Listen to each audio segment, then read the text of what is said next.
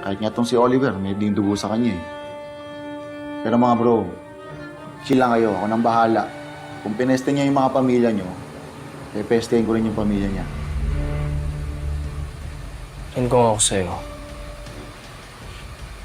Kung ano may pinaplano mo kay Amira pag manituloy.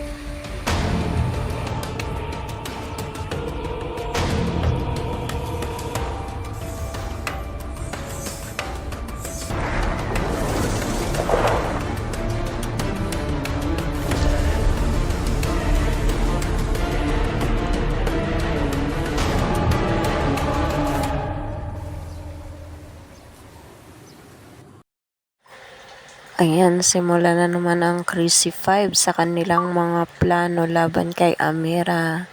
Ayan guys, salamat sa panonood. Thank you. Please subscribe po. Thank you and God bless.